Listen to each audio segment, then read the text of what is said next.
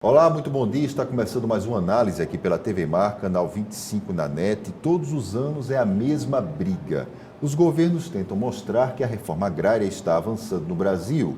Na primeira era Dilma Rousseff, segundo números de janeiro do ano passado, foram 107 mil famílias assentadas, o pior resultado dos últimos 20 anos. Na primeira era Lula, foram assentadas 232 mil famílias, uma queda de 54%. Mas a reforma agrária não está resolvendo um problema que impede a passagem do homem do campo brasileiro do século XIX para o XXI, o latifúndio.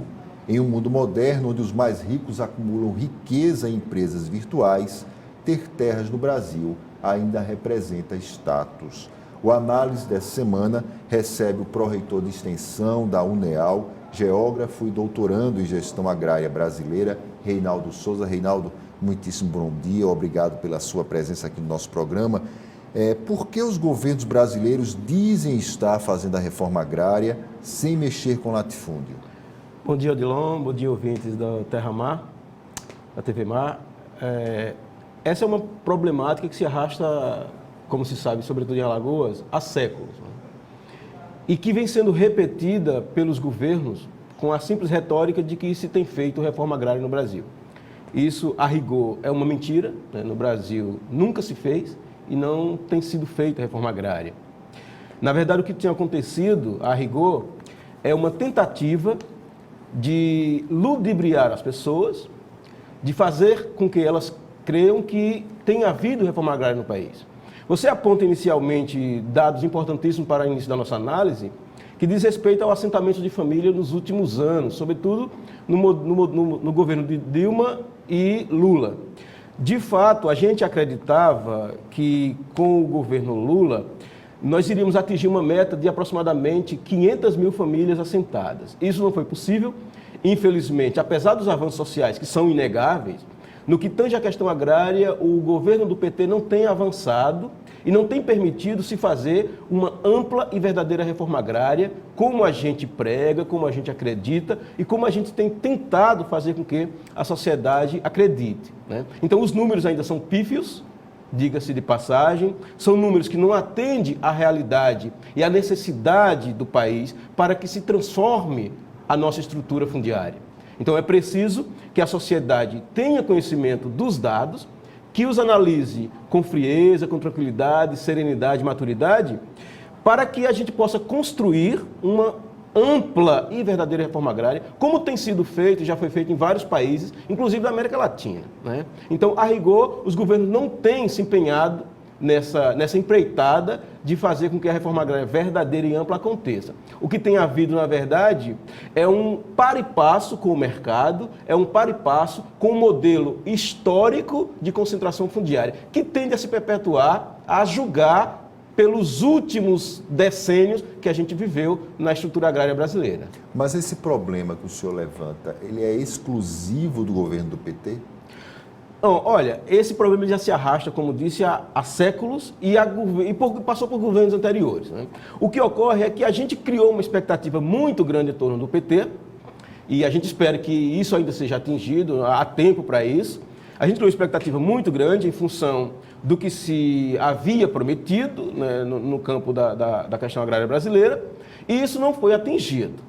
Mas não é exclusivo do PT. Inclusive, nós passamos por outros governos que, a rigor, assentaram tão pouco ou menos que o PT, alguns momentos avançando um pouco mais, mas, em geral, não se fazendo, de qualquer forma, reforma agrária, né? Então, isso é bom que se diga, que fique claro, né? Governos anteriores, na tentativa, talvez aí, de seguir um modelo neoliberal ou de atender ao mercado, o que fizeram foi tão simplesmente dar posse em terras já ocupadas, legalizar o título de posse de terras já outrora ocupadas, ou mesmo se fazer uma falsa reforma agrária em terras que já eram do governo, né? E, infelizmente, o governo petista, ele deu continuidade a essa política equivocada de reforma agrária.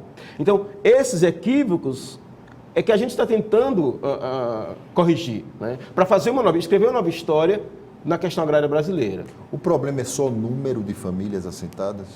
Não, o número é um dos problemas. Na verdade, quando a gente pensa em reforma agrária, a gente está pensando num conjunto de ações que permitam o homem do campo não só se reproduzir, se manter no campo, como ter qualidade de vida no campo, né? Não só ele, como seus descendentes. Então, isso pressupõe acesso à terra, que é o primeiro passo, e para isso nós temos que mexer no latifúndio. Isso pressupõe uma ampla política pública de acesso a recursos financeiros. Isso pressupõe acesso a técnica e tecnologias novas que permitam uma produção não só em quantidade, mas em qualidade, e perpassa, sobretudo, por uma plena autonomia camponesa. Então, é preciso que os nossos governantes atentem para o fato de que estar no campo a serviço do governo e da sociedade não significa estar a serviço, a mercê desses políticos. Então, eles têm que ter plena autonomia de escolher o que plantar, o quanto plantar, como distribuir, para quem distribuir. E isso tem faltado nas nossas políticas de reforma agrária, que na verdade são pacotes prontos, que não permite que o camponês decida o que fazer, o quanto fazer, como fazer. Então, para a gente isso não é reforma agrária. Digo para a gente, nós que pensamos a questão agrária brasileira, né, da área da geografia, da sociologia. Então, é preciso que determinados equívocos sejam corrigidos. Do contrário, nós vamos perpetuar a pobreza no campo.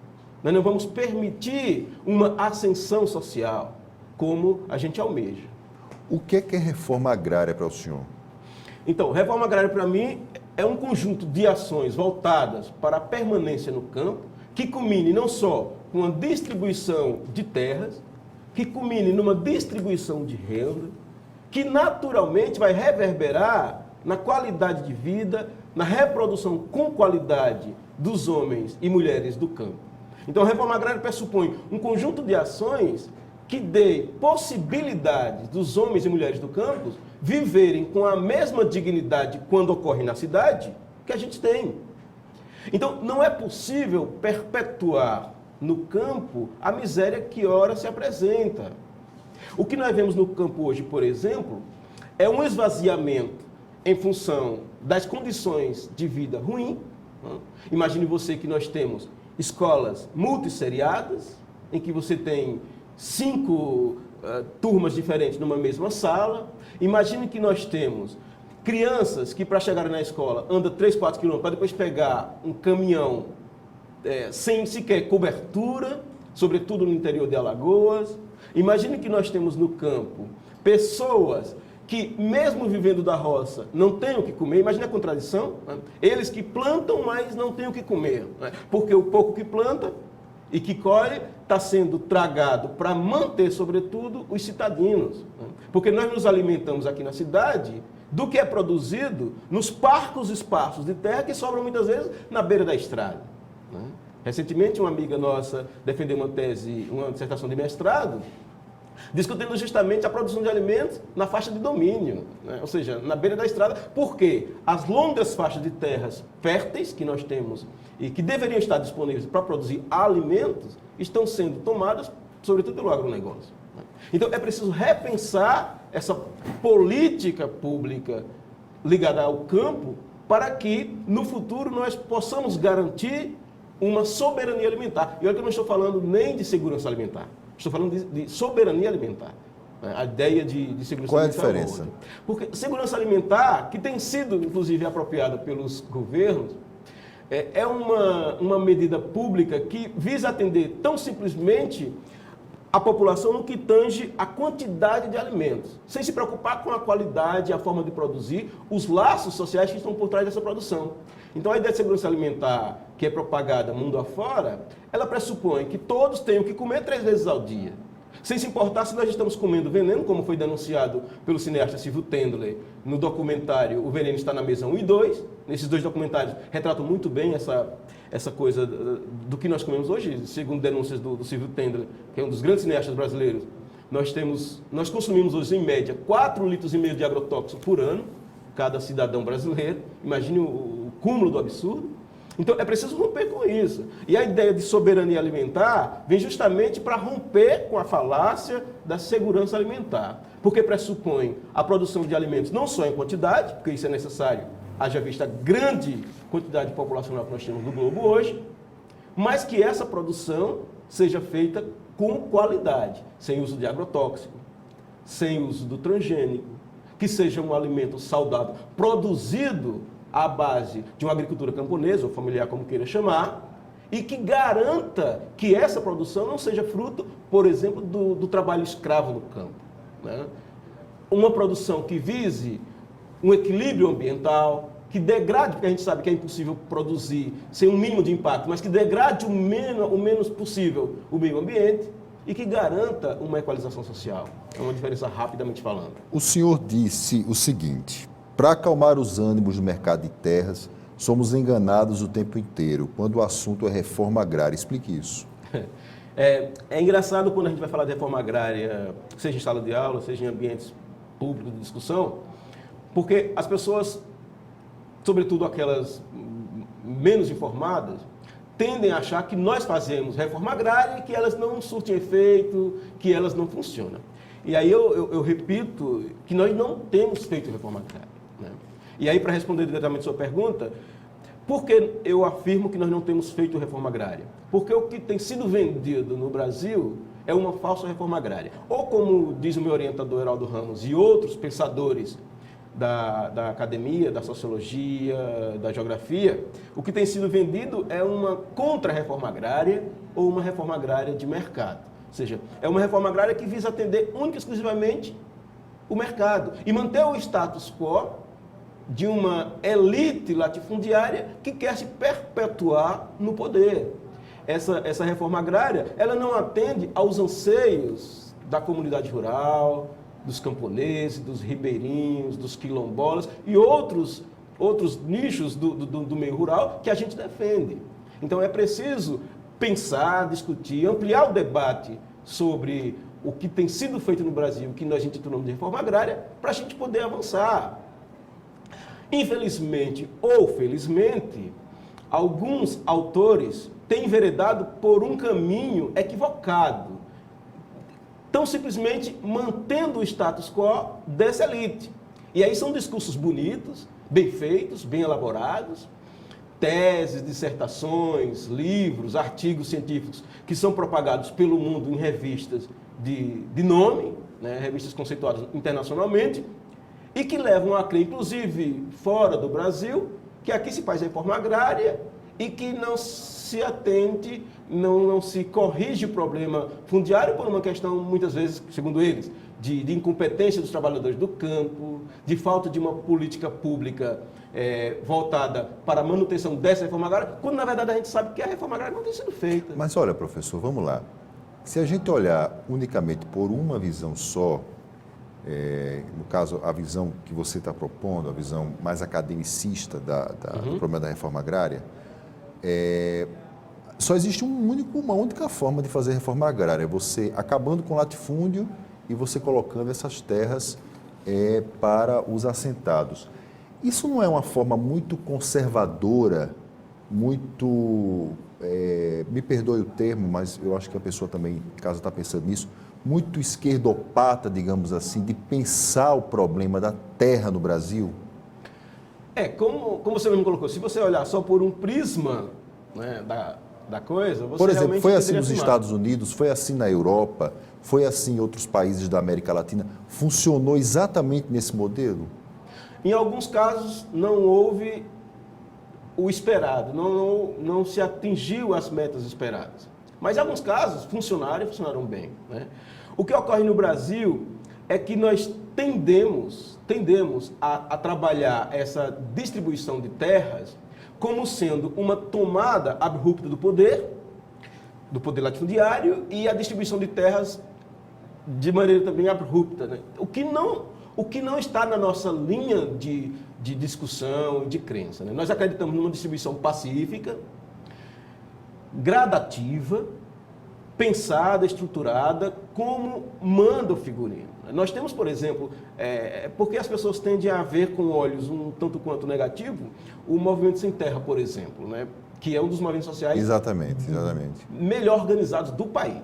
E eles têm uma proposta de reforma agrária que enche os olhos. Né? Se você parar para ler a proposta de reforma agrária do MST, você vai ver que há possibilidade de transformação social. Há possibilidade de fazer uma reforma agrária no campo sem necessariamente haver, conflito sempre vai haver, né? Mas sem haver uma revolução necessariamente armada, como as pessoas tendem a acreditar que vai acontecer. Enfim, né? Não, isso não vai acontecer. Inevitavelmente, para romper com esse modelo que aí está, nós temos uma revolução.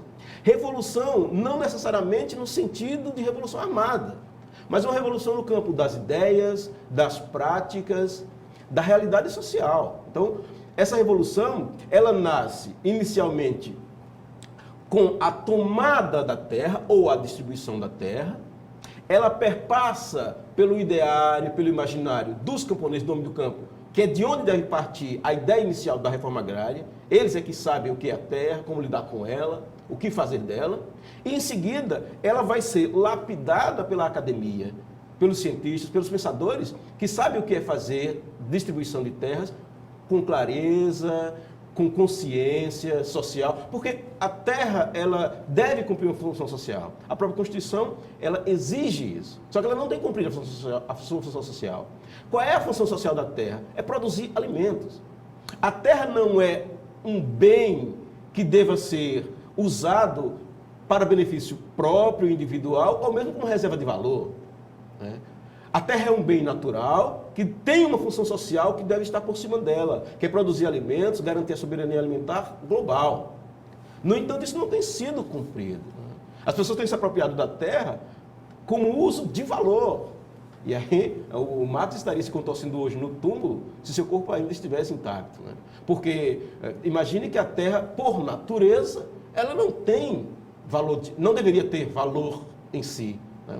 Por ser um bem natural. No entanto, a humanidade, ou pelo menos uma pequena parte dela, que se apropriou da terra, fez com que ela passasse a ter valor de mercado. E aí, esse foi o grande problema da humanidade, sobretudo daqueles países que dependem da terra para sobreviver. Né? Transformar a terra de valor natural para valor de uso, valor comercial. Né?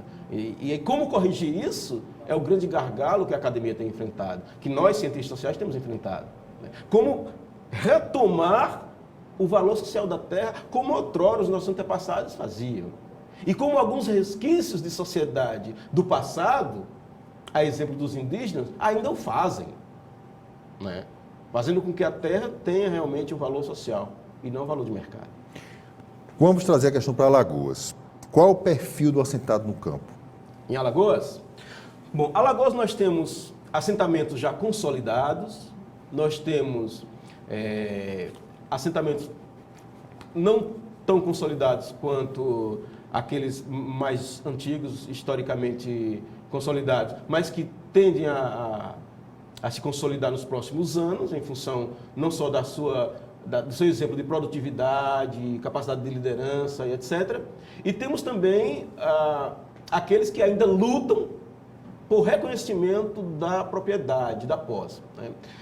Que vivem aí em acampamentos, sobretudo nas margens das BRs, né? São vários. Você pega a 234 ou a própria 101, você vai, numa rápida passagem, vai visualizar isso, vai ver o quanto nós temos de pessoas sedentas de terra para produzir alimentos. Nós temos em Alagoas um caso sui generis, muito particular, porque nós temos, não só porque historicamente Alagoas é um dos berços do latifúndio canavieiro, como também porque nas últimas décadas nós tivemos uma política muito forte de valorização do agronegócio canavieiro, dos usineiros, sobretudo com isenções de impostos, etc, etc. Perdão de dívida e por aí vai. Isso, naturalmente, tende a fortalecer o agronegócio, o latifúndio, e do outro lado, na ponta da agulha, tende a sacrificar, a marginalizar o trabalhador. Isso significa dizer que, quando você compara a estrutura agrária, a realidade agrária brasileira com a de Alagoas vai dar um salto qualitativo e quantitativo, vai sobressair aos olhos em relação a outros estados brasileiros, porque aqui nós tendemos a ter conflitos mais intensos, salvo quando você compara com o Pará, com o Maranhão, algumas áreas cujos conflitos despontam mais afloradamente, mas os conflitos aqui tendem a ser contundentes, tendem a ser graves. A perseguição aos assentados, ou mesmo àqueles que estão ainda em fase de acampamento, elas tendem a ser mais intensas, né? Porque é reflexo de 400 anos, 500 anos de história, cujo objetivo foi sempre priorizar a grande propriedade em detrimento da pequena propriedade. Então, lidar com a questão agrária em Alagoas é bem mais delicado que em outros estados vizinhos aqui do Nordeste. Por conta do histórico do coronelismo, da política de prioridade do latifúndio em relação à pequena propriedade, da perpetuação de pequenos grupos no poder, geralmente grupos que por trás têm a posse da terra, né? Então, há uma linha muito tênue entre o que é fazer reforma agrária no Brasil e o que seria fazer reforma agrária em Alagoas, né? Nós teríamos que tratar com pesos diferenciados, porque são realidades diferentes e quem vive em Alagoas sabe o que é mexer com a estrutura fundiária, com a estrutura agrária aqui em Alagoas. Quem é o maior inimigo da reforma agrária em Alagoas? Tal qual no Brasil, o agronegócio, o grande latifundiário, né? Os usineiros. Isso, os usineiros, os grandes donos de grandes propriedades, porque quando você vai analisar a estrutura política em Alagoas, quase sempre você vai retomar aos grandes proprietários de terra. Ou seja, os políticos alagoanos são quase sempre donos de grandes propriedades. Então, você poderia até alegar que a dificuldade de se fazer reforma agrária em Alagoas é política. Sim, mas aí quem está comandando o poder político em Alagoas? Os grandes latifundiários. Então, você volta sempre para os donos dessas grandes propriedades, dessas grandes fazendas, para os grandes empresários do agronegócio, sobretudo canavieiro, agora abrindo um leque também para a produção do eucalipto, né? Então você você elimina um problema e cria um outro maior, porque o eucalipto é tão prejudicial quanto a cana-de-açúcar, de forma que o problema ele nunca é solucionado. Nós estamos sempre protelando a resolução do problema, pois esbarrar justamente nessas forças opostas ao interesse social, que são as forças latifundiárias. Uma das teorias dos governos locais é que a miséria que se concentra na periferia de Alagoas, sobretudo em Maceió, vem de pessoas que abandonaram o campo ou foram forçadas pelos usineiros a saírem de suas terras. Miséria, violência e sem terra têm ligação entre si? Essa é uma pergunta complexa de se responder. Agora, nós podemos corrigir algumas dessas falsas verdades, né? Eu acredito e tenho defendido que a violência ela deriva, sobretudo, da pobreza, independente dessa pobreza derivar do campo ou da própria cidade. Então, a violência ela é produzida e reproduzida em função das más condições de vida de um determinado grupo social. Por que isso? Quando você tem uma baixa qualidade de vida, isso pressupõe que você não tem bons índices de alfabetização, que você não tem acesso a determinados padrões de consumo que o restante da sociedade tem, e naturalmente ou não vou dizer naturalmente porque é forte isso, mas as pessoas tendem a buscar compensar essa diferenciação social por meios que não são meios legais. E aí, naturalmente, isso reverbera em violência. Agora, afirmar, por exemplo, que a violência em determinado setor de Maceió deriva da migração do homem do campo é um pouco enganoso, porque, a rigor, o homem do campo ele é vítima do processo. Então, ele tem que ser visto como vítima. E, muitas vezes, aquele derivado do campo ou não, que está se envolvendo com a violência, ele não pode ser visto simplesmente como marginal, mas como vítima de um processo. E eu não estou falando isso só porque eu estou do lado cômodo da situação, né? Por estar num ambiente fechado e com maior segurança. Porque eu já fui vítima de assalto, né? Levaram meu carro, eu, inclusive com a minha esposa presente, e colocaram um revólver na minha cabeça, levaram o carro, me deixaram no canavial. Então eu já fui vítima dessa violência. No entanto, naquele momento, e aí eu não teria por que mentir sobre isso, Em nenhum momento eu crucifiquei aqueles indivíduos. Isso não significa dizer que eu estou justificando o ato. Estou apenas dizendo que, apesar de ser um ato equivocado, que não deve ser cometido por ninguém, ele também é vítima. Ele também é vítima. Agora, ele não tem consciência social de que é vítima. E, naturalmente, reproduz essa violência. Porque nós temos, e aí uma boa leitura para os ouvintes seria Ensaio sobre a Consciência e a Emancipação, de Mauriase, nós temos níveis diferenciados de consciência. E só ao atingir um determinado nível de consciência é que as pessoas se tornam, de fato, emancipadas, livres. Então, essas pessoas não atingiram esse nível social de consciência. Então, são vítimas, naturalmente. Então, se nós tivéssemos que trabalhar com a relação de pecado, hoje, o meu pecado, quando cometido, é bem maior do que o pecado daquele indivíduo, porque eu tenho hoje um determinado nível de consciência social a mais que ele. Então, se eu cometo um determinado equívoco, um determinado erro, se eu cometo um determinado mal, esse pecado, ele tem um peso maior do que o dele, porque ele não tem consciência social. Me parece que é por aí a resposta, pelo menos para mim, um pouco mais coerente. Todos os anos há feiras de assentados de reforma agrária nas cidades. Isso não bastaria para mostrar que o campo, no caso de Alagoas, está gerando riqueza nestes pequenos modelos de agricultura familiar? Deveria. Se você vai a uma feira de reforma agrária, e que acontece sempre aqui na Praça da Faculdade, por exemplo, em Maceió, e várias outras cidades do interior, você vai ver a riqueza, a diversidade que nós produzimos, e são produtos sem agrotóxico, produtos que derivam de mão de obra não escrava, são produtos cuja qualidade é garantida, muitas vezes com selo de produção orgânica, ou quando não possui o selo, porque por trás do selo também existe uma lógica de mercado que deve ser pontuada. Quando não tem a garantia do selo, você sente nas palavras do produtor que está ali vendendo, né, como ele produziu. Você tem a garantia de que aquilo é fruto de trabalho familiar, de trabalho camponês, sem exploração de mão de obra, sem uso de veneno, né? O grande problema hoje é que o mercado faz, e o faz bem, é vender uma falsa imagem de que o produto bom é o produto que salta aos olhos. Isso é enganoso.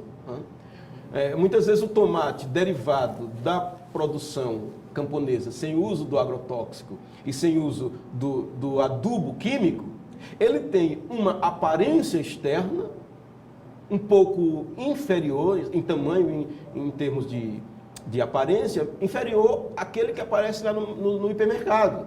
Então, quando o consumidor menos esclarecido vai à feira e compara esse produto com o produto que ele vê no hipermercado, naturalmente ele tende a achar que aquele produto tem uma qualidade inferior, quando na verdade é o contrário. Né? Os produtos, eles ganham um formato mais bonito, maior, mais imponente, justamente quando ele é carregado de agrotóxicos, de adubos químicos, né? E manipulação, inclusive, genética. Né? Então, imagine, hoje você tem uma série de produtos que vende mais pelos olhos do que pelo sabor, pela qualidade. Né? Então, deveria servir de parâmetro. Mas não só isso. Nós temos, nos nossos trabalhos acadêmicos, mostrado tabelas, gráficos que demonstram naturalmente, sem pestanejar, inclusive usando os dados oficiais do censo agropecuário, que a produção de alimentos ela está única e exclusivamente nas mãos do pequeno agricultor. Da agricultura familiar ou camponesa, como isso no país inteiro, na verdade. Inteiro. Então, hoje, se você pega, e aí tem tabelas enormes que mostram isso, se você pega hoje todos os gêneros alimentícios produzidos no país, o agronegócio só se destaca em soja, em milho, em algodão, em eucalipto, ou seja, aqueles gêneros que são única e exclusivamente da pauta de exportação brasileira e que não está cotidianamente na mesa dos trabalhadores. Nós não almoçamos cana, nós não jantamos soja, sabe? Nós não paramos para lanchar um eucalipto. Nós comemos arroz, feijão, farinha de mandioca e por aí vai. E quem produz isso? Os pequenos agricultores nas poucas áreas que são disponibilizadas, muitas vezes a partir de conflitos, de uma tentativa de imposição das massas populares para que se façam, né, pequenos assentamentos. É ali que eles estão produzindo. O grande problema é que nós tendemos a acreditar nos números, e os números muitas vezes eles enganam. Se você pegar hoje, por exemplo, a parte de exportação brasileira, do ponto de vista quantitativo, e quando transforma isso em dólar, aí de fato o que está sendo exportado em grande quantidade no Brasil são os gêneros do agronegócio. Mas aí tem que se pesar o seguinte: primeiro, como pontuei anteriormente, nós não nos alimentamos disso. Segundo, o dinheiro que retorna dessas exportações é um dinheiro que permanece nas mãos de um pequeno grupo de empresários ou grandes latifundiários do campo. Ou seja, não é um dinheiro que está sendo distribuído equitativamente. Não é um dinheiro que circula, né? Não Isso. é. Ele continua concentrado. Agora, é fácil você pegar os números por si só e dizer, olha, o que mantém o Brasil hoje, como costuma aparecer isso na TV, o que mantém o Brasil hoje é a exportação de soja, etc, etc. Mantém o Brasil do ponto de vista financeiro, com o PIB lá em cima, mas a população, 85% a 90% da população brasileira passando fome. E garantindo a alimentação, inclusive, daqueles que só se preocupam em produzir milho e soja. Eles produzem milho e soja, mas veja o que eles comem. É uma contradição que deve ser discutida, deve ser colocada na mesa de debate. Hoje, quem produz cana, soja, eucalipto no Brasil, se você for almoçar na casa dele, você vai ver que ele está comendo feijão, que ele está comendo arroz, que ele está comendo mandioca, sabe? E isso tem que ser colocado, porque muitas vezes a sociedade não tem acesso a esse tipo de problematização. Professor, há programas de distribuição de sementes no campo. Eles também são bandeiras, inclusive, do governo de Alagoas. Nem esses programas convencem o senhor que a reforma agrária está rompendo a estrutura arcaica do campo? Não me convence, porque, e aí é bom abrir um parênteses, né? É importante que se produza milho? É importante que se produza soja? Agora, é importante que isso seja produzido dentro de uma perspectiva de divisão de terras. Ou seja, uma vez que a terra for dividida, é possível que você produza tudo isso proporcionalmente ao que a sociedade necessita. Então, só para deixar claro que eu não tenho nada contra o milho e nada contra a soja. Salvo a forma ou o modelo que nós temos optado. Eu coloco, sobretudo, o governo através de políticas públicas e nós, pensadores da sociedade, nós políticos e acadêmicos. O governo tem propagado, e a mídia mostra muito bem isso, essa política de distribuição de sementes. Agora, são sementes de milho que tende a reproduzir o modelo do agronegócio. E nós entendemos que esse não é o caminho mais correto. Eu acho que a prioridade de hoje seria a produção de alimentos que são da base cotidiana de alimentação de todos os brasileiros. Então seria a prioridade número 1. Seriam esses alimentos que estão cotidianamente nas nossas mesas.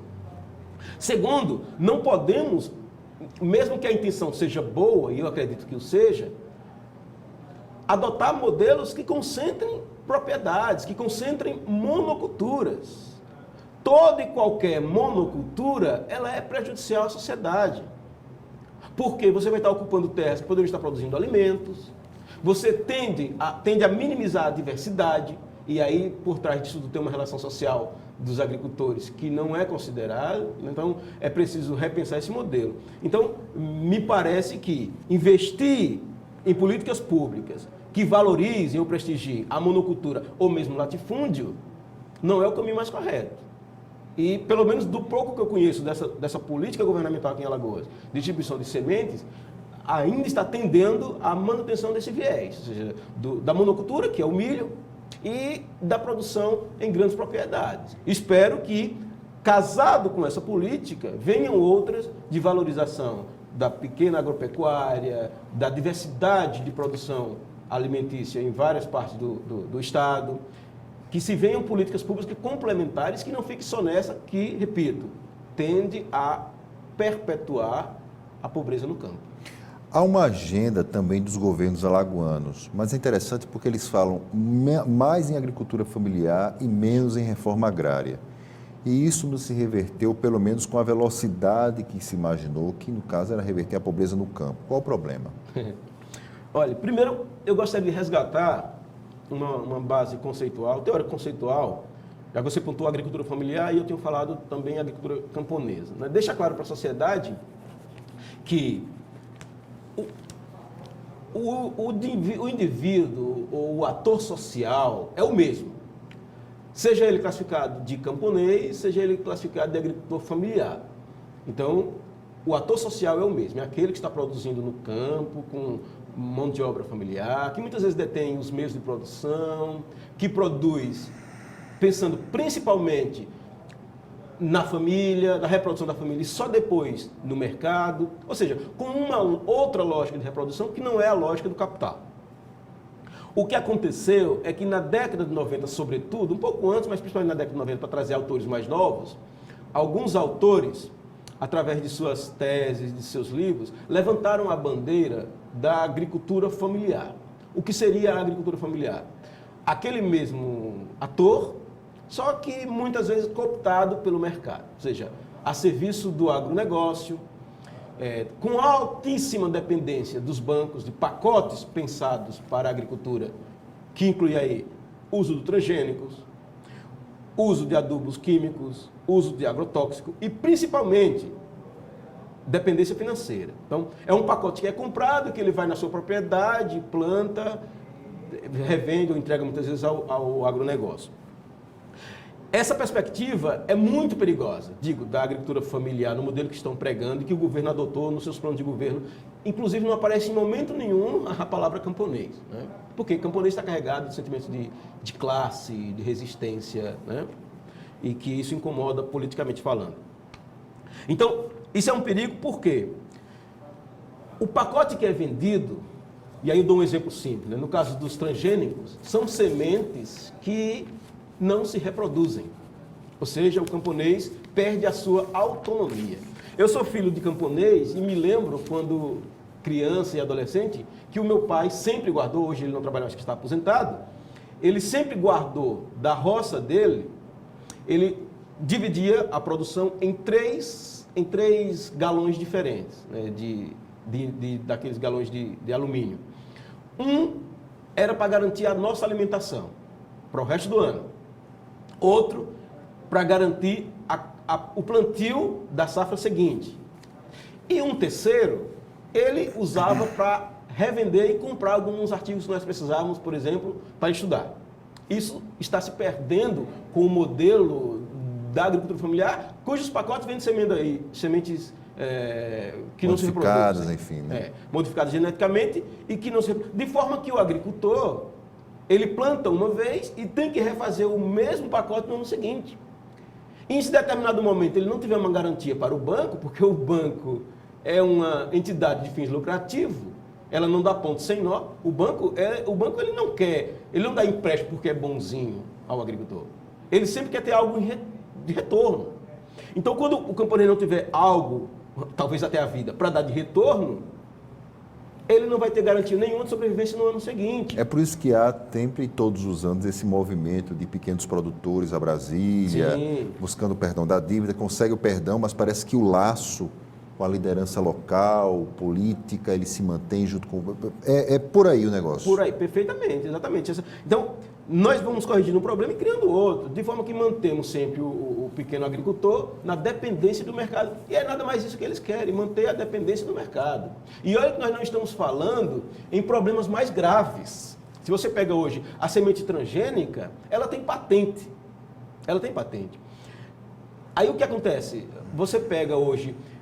só para exemplificar, no sul do Brasil, se você tiver uma propriedade com milho transgênico da patente, sei lá, da Monsanto, se por acaso essa semente modificada tiver a possibilidade de germinar, né, que não seja modificada para não germinação, mas que tem possibilidade de germinar, e uma simples abelha ou o próprio vento levar a semente de um determinado cultivo para uma outra propriedade distante e ali nascer aquele semente cultivo, patenteada, o agricultor tem que pagar pelos direitos da patente daquele produto. Mas como é que ele sabe? Mesmo que aquela plantação dele tenha sido contaminada casualmente, né? Naturalmente, a Monsanto hoje gasta fortunas com técnicos específicos para avaliar se há produtos do viés transgênico da patente deles em determinadas propriedades. Não estou falando dessas propriedades pequenas aqui no Nordeste, porque eles não vão gastar tanto para vir aqui com uma produção pequena. Nós estamos falando desses mega empreendimentos no sul do Brasil, né? que custam bilhões de dólares. Né? Então, eles gastam uma quantia enorme para garantir que a sua patente dê retorno. Né? Então, veja o grau de perversidade a que nós estamos submetidos. E isso não é discutido a contento. Na academia até que se discute, só que isso não chega na sociedade. Nós temos teses, dissertações, livros que circulam no meio acadêmico, debates riquíssimos, mas que ficam no meio acadêmico, e como fazer isso chegar à sociedade. Né? Felizmente, espaços como esse seu, abre a possibilidade da gente interagir com o ouvinte e ele ter um outro olhar para depois formular um conceito próprio. Mas quantas empresas estão fazendo isso? Empresas de grande alcance de massa, né? Professor, o número de 2012 aponta que houve no Brasil o assentamento de 1 milhão de agricultores sem terra no campo. Mesmo assim, segundo alguns estudos, as ações do governo foram lentas ou pouco eficazes para a reprodução econômica e social destas famílias. Explique isso. De fato, o pouco que se tem assentado não tem tido um acompanhamento efetivo no que tange ao desdobramento do assentamento. Porque é preciso se dizer à sociedade que o assentamento não deve parar só na mera legalização do assentado. É preciso que o governo crie mecanismos de acompanhamento que possibilite uma ascensão social desses indivíduos. Hoje, por exemplo, na minha formação secundária, eu sou técnico agrícola. Então, se hoje me desse uma propriedade, sei lá, de 5 hectares, para que eu pudesse cultivar, eu saberia como cultivar, os caminhos a serem percorridos, só que se eu não tivesse apoio técnico, financeiro, efetivo de engenheiros agrônomos e pessoas especialistas, né? Eu não iria para lugar nenhum. E aí, naturalmente, aí é outra coisa que eu queria pontuar também, aproveitando o espaço, né? Naturalmente, neste caso, o que é que eu faria? Não conseguindo me reproduzir na propriedade, eu tenderia ou a alugar aquela propriedade, ou se eu tivesse posse definitiva, vender aquela propriedade, porque eu reproduzir a minha família. Outra falácia, uma política enganosa, que a sociedade não tem acesso. A Constituição fala que as terras improdutivas estão aptas à reforma agrária. O termo improdutivo, aqui a Constituição faz referência, não significa terra infértil. Aí, maquiavelicamente, sorrateiramente, o que os nossos políticos ou empresários ligados à política fundiária no campo fazem, né? Eles manipulam essa informação. Ou seja, na política de reforma agrária, quando há tentativa de se fazer, confundem a sociedade de infértil e improdutivo. O que é distribuído muitas vezes são terras inférteis que o cidadão passa 2, 3 anos tentando produzir e não consegue, seja porque ela é salina, pedregosa, etc. E aí, naturalmente, tende a vender aquela propriedade porque ele precisa reproduzir. Aí a sociedade vai e critica, não porque fulano recebeu terra e vendeu. Mas como? A terra é infértil, ele não vai conseguir produzir. E por que isso é feito? Porque as terras mais férteis estão localizadas, sobretudo na faixa litorânea, produzindo cana-de-açúcar. Aí, muitas vezes, o latifundiário, que tem uma propriedade improdutiva lá no sertão, improdutiva e infértil, faz aquele jogo político junto aos corrompidos do sistema para poder, naquela terra, fazer a reforma agrária. E muitas vezes eles ludibriam os trabalhadores do campo para que tomem posse daquela terra e acelerem o processo de desapropriação. Isso é perverso.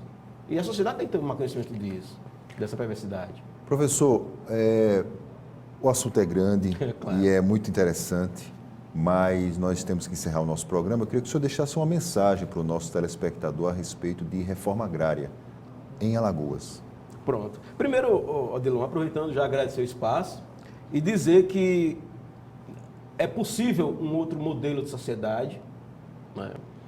Eu convivo com o capitalismo, mas não defendo o capitalismo. Eu acredito em outra perspectiva, né, em outros caminhos. E esse caminho perpassa, sobretudo, pela reforma agrária. No dia que esse país fizer uma reforma agrária de verdade, nós teremos um outro modelo de sociedade. É possível um padrão de vida razoável para todos, sem necessariamente ferir a dignidade humana.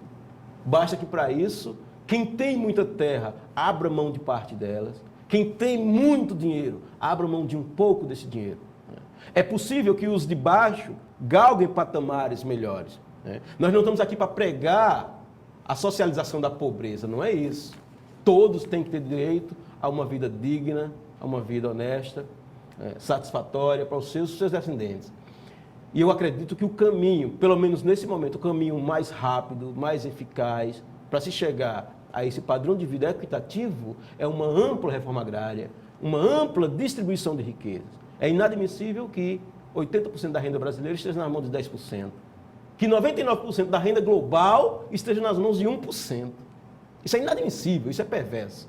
E só no dia que nós nos conscientizarmos de que um outro modelo de sociedade é possível, nós chegaremos neste patamar de vida. E eu digo que é possível porque, dentro da história da humanidade, nós tivemos sistemas testados, alguns funcionaram, outros não, funcionaram e outros não.